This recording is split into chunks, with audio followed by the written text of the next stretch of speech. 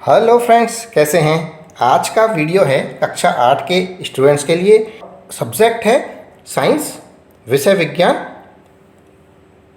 And chapter है 5th chapter coal and petroleum. अध्याय 5 कोयला और पेट्रोलियम। 5वें चैप्टर के सारे क्वेश्चंस आंसर्स हिंदी मीडियम वाले बच्चों के लिए हैं। प्रश्न संख्या 1, सीएनजी और एलपीजी का ईंधन के रूप में उपयोग करने के क्या लाभ हैं। उत्तर, सीएनजी और एलपीजी का ईंधन के रूप में उपयोग करने के लाभ निम्न प्रकार हैं।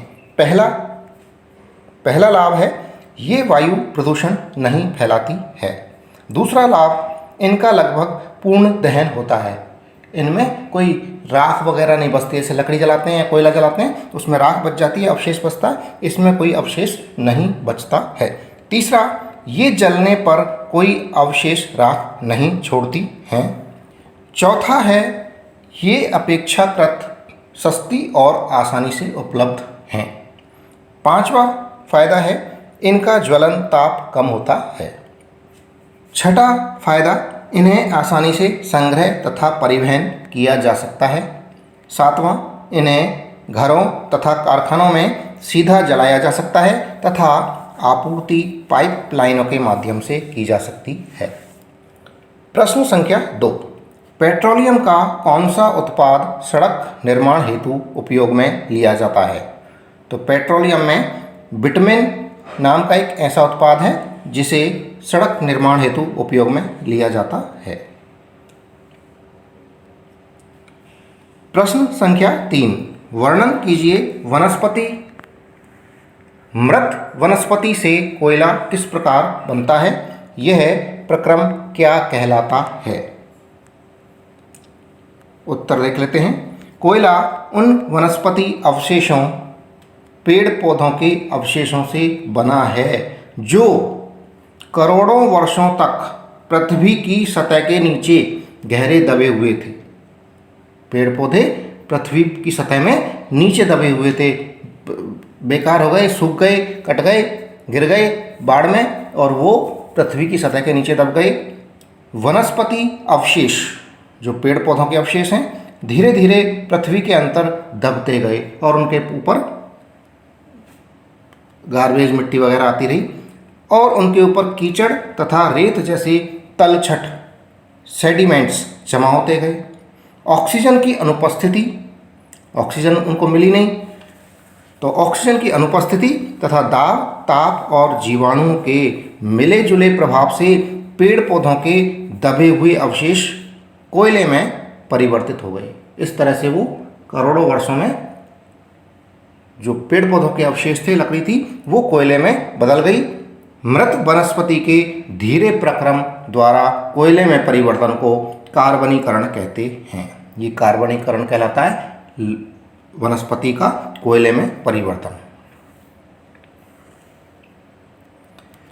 प्रश्न संख्या 4, रिक्त स्थानों की पूर्ति कीजिए। 3 प्रश्न हैं, इनमें रिक्त स्थानों की पूर्ति करनी है।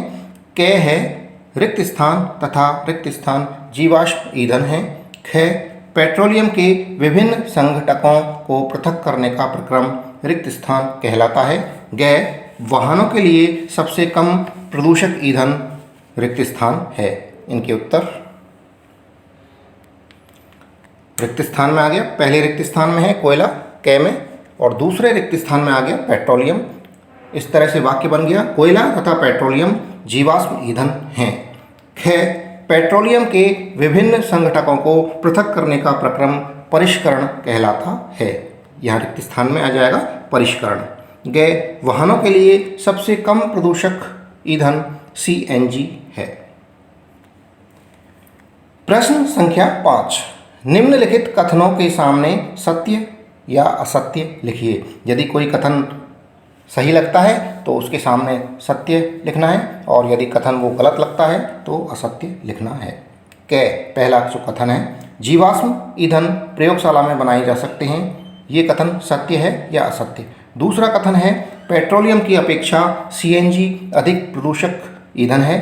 ये बताना है कि ये कथन सत्य है, सही है या गलत है। ग, कोक कार्बन का लगभग शुद्ध रूप है। चेक करना है, देखना है कथन सही है या गलत है। घ कोलतार विभिन्न पदार्थों का मिश्रण है। और अण हो गया मिट्टी का तेल एक जीवाश्म ईंधन नहीं है। अब ये चेक कर लेते हैं।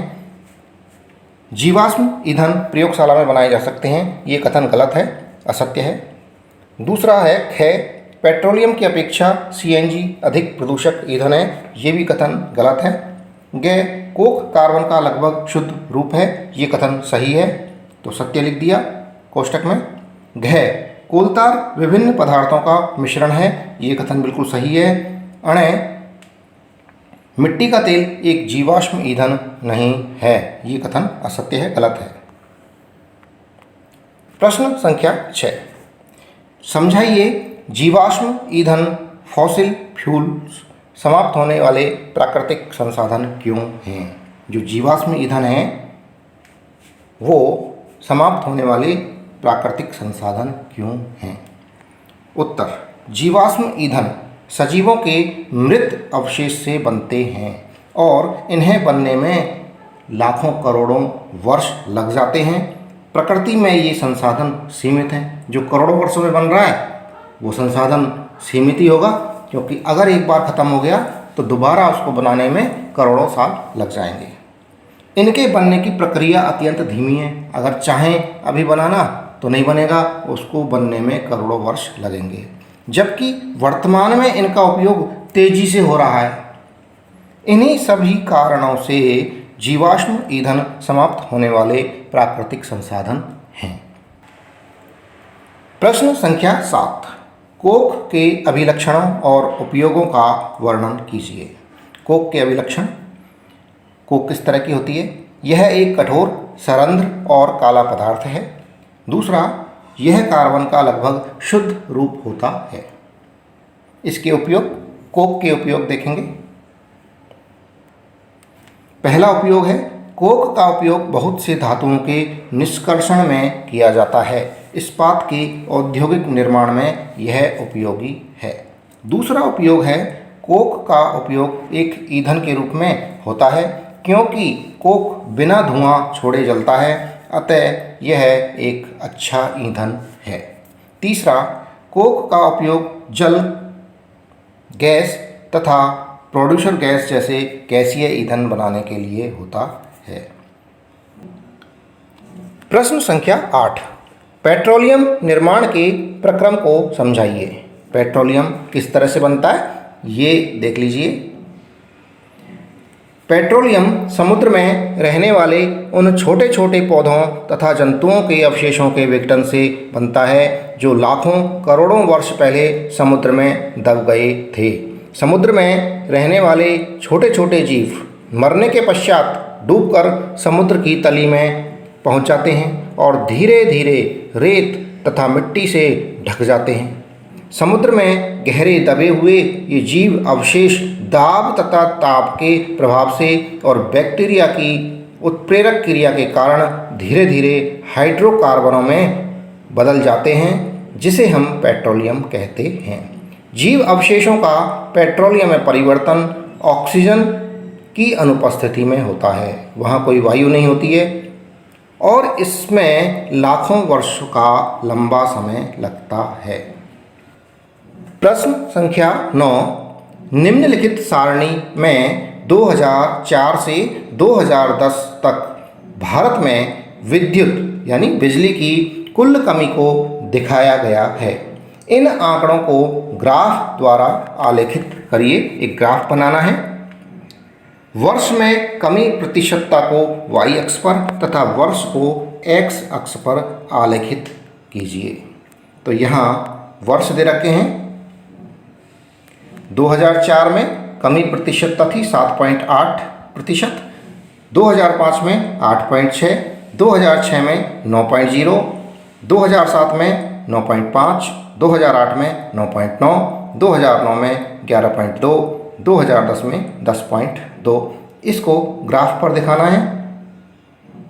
वर्ष को x अक्ष पर लेना है और कमी प्रतिशतता को y एक्सिस पर लेना है। तो देखिए ग्राफ, ये ग्राफिक्स है। कमी प्रतिशतता को वाई अक्ष पर ले लिया है और वर्षों को एक्स अक्ष पर लेकर के ये ग्राफ तैयार हो गया है। दोस्तों इसी के साथ में ये वीडियो समाप्त हुआ। जो चैनल पर नए हैं वो चैनल को सब्सक्राइब जरूर कर लें। वीडियो पसंद आ रहा है तो वीडियो को लाइक कर लें। धन्यवाद। Thank you.